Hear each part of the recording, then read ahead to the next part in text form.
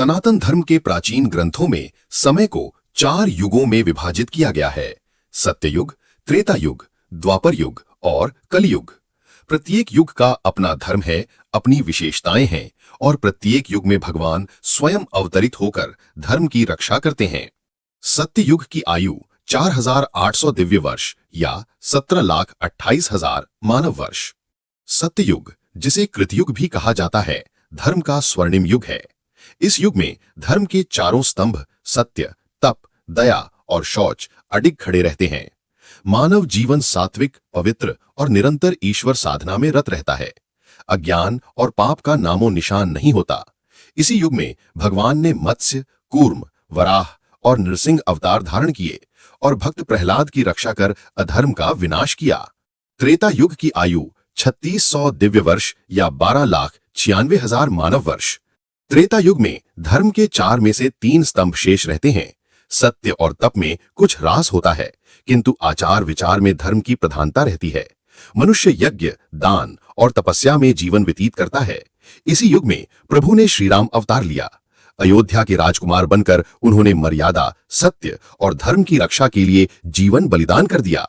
राम राज्य इस युग का प्रतीक बना, जहां प्रजा सुखी थी, न कोई शोक न भय।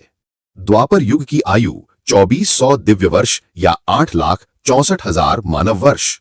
द्वापर युग में धर्म के केवल 2 स्तंभ रह जाते हैं।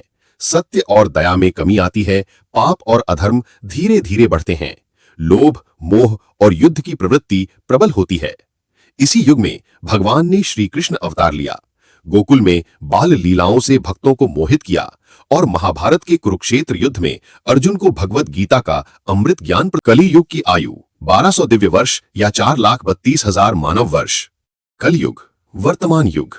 यहाँ धर्म का केवल एक स्तंभ शेष है, सत्य। पाप, छल, कपट, लोभ, अहंकार और अधर्म का बोलबाला है। मानव का जीवन भोग विलास और सांसारिक मोह में डूबा है, किंतु यही वो युग है जहां भगवान का नाम स्मरण ही सबसे बड़ा साधन है। भगवान ने इस युग में कल्कि अवतार लेने का संकल्प किया है, जो अधर्म का नाश कर पुनः धर्म की स्थापना करेंगे।